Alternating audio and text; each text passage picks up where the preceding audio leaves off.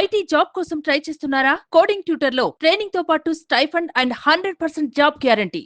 ఏవి రంగనాథ్ పేరు వింటే ఉభయ రాష్ట్రాల్లో ఊపేసిన కేసులు గుర్తుకొస్తాయి. కేసులో మనము జనరల్ లైన్లోకి వెళ్ళటం కాకుండా కొంత కేసులోకి లోతుగా వెళ్తే గనక నేనే చెప్పాను, మనం అందరినీ కలుస్తుండాలి. అక్కడికి వెళ్ళినప్పుడు ఒక కేసు, ప్రీతి కేసు ఉందనుకుందాం, ఆర్ సమ్ ఆయేష కేసు, లేకపోతే or for that matter Maruthi Rao case వెళ్ళినప్పుడు కులాంతర వివాహం, దాని తర్వాత ఏంటంటే ఒక ఎస్సీ అబ్బాయి అండ్ అమ్మాయి వచ్చేసి ఒక వైశ్యాస్ అమ్మాయి, ఇట్లా అంటే క్యాస్ట్ డిఫరెన్సెస్ ప్లస్ అట్లానే సోషల్లోను ఎకనామిక్ కూడా కొన్ని ఇష్యూస్ అయ్యి దాని రిలేటెడ్ ఉంటాయి అన్నమాట.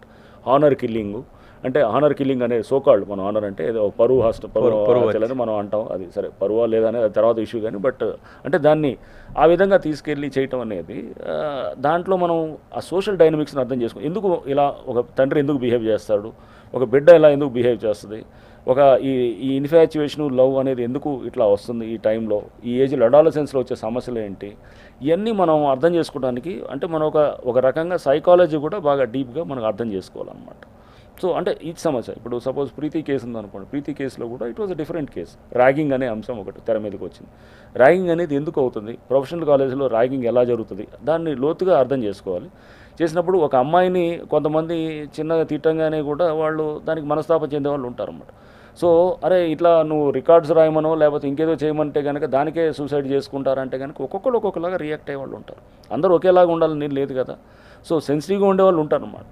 సో కొంతమంది చిన్న మాటకే సెన్సిటివ్గా ఫీల్ అయ్యే వాళ్ళు ఉంటారు, కొంతమంది ఎంత పెద్ద మాట అన్నా కానీ దులుపుకొని పోయే వాళ్ళు ఉంటారు. అవతల వాడి సెన్సిటివ్నెస్ని మనం అర్థం చేసుకోవాలి, చేసుకొని కూడా ఉంటుంది.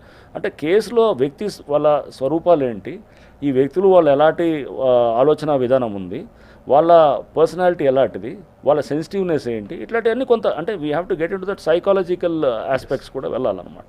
వెళ్తే మనకి ఇష్యూస్కి తెలుస్తుంది, అంటే డెప్త్లో పోవాలి, మూలాల్లోకి పోవాలి. అండ్ ఆఫ్ కోర్స్ టెక్నాలజీ, కేసులో టెక్నాలజీని మనం అర్థం చేసుకుంటాం, టీం అందరిని పెట్టుకొని మనం ఆలోచన చేసినప్పుడు కేసుని ఇదంతా ఎక్స్పీరియన్స్ తోటి వచ్చేదే ఉంటుంది.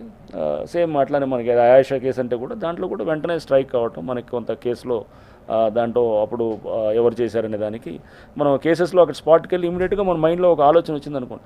ఇప్పుడు out of the box thinking ఉండాలండి. నాకు స్ట్రైక్ కాకపోవచ్చు, మీకు సడన్గా అక్కడ స్ట్రైక్ అవుతుంది. వచ్చినప్పుడు ఎవరో కానిస్టేబుల్ అయినా కానీ కూడా మనం అతన్ని మాట్లాడితే కనుక అతను ఓపెన్గా చెప్తుంటాడు. సో మనం అంటే ఎప్పుడు think of out of the box solutions and సైకాలజీని మనం అర్థం చేసుకోవటం ఉండాలి. ఆ సమస్యని 360 డిగ్రీస్ అనలైజ్ చేయడానికి ట్రై చేయాలన్నమాట.